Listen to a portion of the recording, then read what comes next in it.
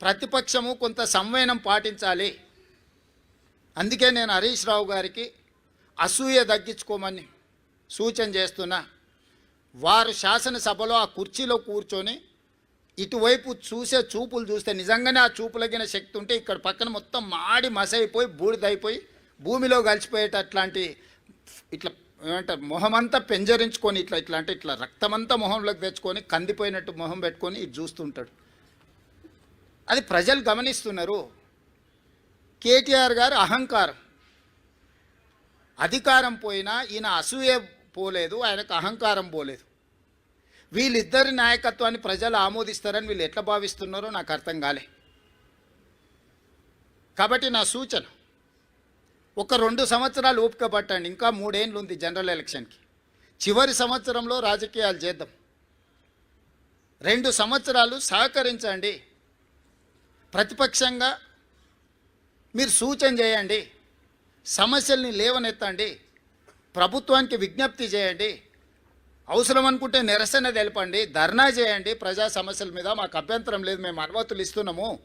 చట్టసభలలో చర్చలు చేయండి, ప్రభుత్వాన్ని ప్రశ్నించండి. తప్పుడు ప్రచారము, నువ్వు డబ్బులు ఇచ్చి పెట్టుకున్న సోషల్ మీడియా నువ్వు చెప్పిందే రాస్తాడు. నువ్వు చెప్పిందే రాసి నువ్వే చదివిది నిజం అనుకొని భ్రమలకు లోనై ఫేక్ ప్రతిదీ. నవీన్ యాదవ్ ఇట్లా మాట్లాడిండు, లేకపోతే బట్టి విక్రమార్క గారు ఆ విధంగా అన్నాడు. అంటే ఫేక్ న్యూస్ నువ్వే క్రియేట్ చేసి ఆ ఫేక్ న్యూస్ నువ్వే నమ్మి నువ్వే కొద్దిమందికి సర్వేల పేరు మీద నగదిచ్చి మనందరం ఇక్కడనే ఉన్నాము. ప్రతి ఒక్కరికి ఇంకొకరు తెలిసిన వాళ్ళే ఉంటారు. నాకు ప్రత్యక్షంగా తెలియకపోతే అమర్ గారికి తెలుస్తుంది, ఆ సర్వే చేసిన ఆయన వెనకాల ఎవరు ఉన్నారు ఏమున్నదని. వారిని అడిగితే నాకు చెప్పడా, వారిని అడిగి. సహజంగానే ఒక రాజకీయ పార్టీగా ఎన్నికల్లో దిగినప్పుడు గెలుస్తామనుకొని దిగుతాం, గెలుస్తామనుకొని కొట్లాడతాం, గెలవాలని కొట్లాడతాం. అట్లనే కొట్లాడినాం. గత 2 ఏళ్లుగా బీఆర్ఎస్ పార్టీ ప్రధాన ప్రతిపక్ష పార్టీగా తన పాత్రను అద్భుతంగా పోషించింది. ప్రజా సమస్యలను మరి కేంద్రంగా చేసుకొని ప్రజల వాదనను, ప్రజల వేదనను ఇవాళ ప్రభుత్వం ముందు పెట్టడంలో, అది శాసనసభలో అయితేనేమి, ప్రజాక్షేత్రంలో అయితేనేమి, సోషల్ మీడియాలో అయితేనేమి చాలా బలంగా బీఆర్ఎస్ పనిచేస్తున్నది. మా పని ఇట్లాగే భవిష్యత్తులో కూడా కొనసాగుతూనే ఉంటుంది. ఎందుకంటే ఈ ఉప ఎన్నికల్లో కూడా మేము నిజాయితీగా కొట్లాడినాం.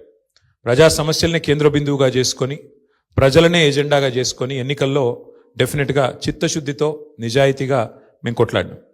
మీకు తెలుసు ఎట్లా ఎన్నికలు జరిగినాయి కూడా అందరు చూసినారు, నేను చెప్పక్కర్లేదు ప్రత్యేకంగా. మరి మొత్తం ఎన్నిక ప్రచారం ముగిసేదాకా ఎట్లా జరిగింది, ప్రతి సర్వేలో కూడా బీఆర్ఎస్ గెలుస్తుందని ఎట్లా చెప్పింది, ఆ తర్వాత ఆఖరి 3 రోజులు ఏం జరిగింది, ఇదంతా ప్రజలు చూసినారు. నేను అందులోకి పోను, అవి చెప్పను. కానీ ఒకటి మాత్రం వాస్తవం, ఈ ఎన్నిక డెఫినెట్గా మరి మాకు కొత్త ఉత్సాహాన్ని ఇచ్చింది, కొత్త బలాన్ని ఇచ్చింది. ఎందుకంటే మరి స్పష్టంగా ప్రజలు ఒక తీర్పు ఇచ్చారు. ఈ రాష్ట్రంలో ప్రత్యామ్నాయం కేవలం బీఆర్ఎస్ మాత్రమే. ఇంకా అది అందులో అనుమానమే లేకుండా ఖచ్చితంగా ఈ ప్రభుత్వం ఏదైతే పనిచేస్తుందో వారికి ప్రత్యామ్నాయంగా పోరాడుతున్న ఒకే ఒక్క పార్టీ బీఆర్ఎస్ అనే మాట స్పష్టంగా ప్రజలు చెప్పారు.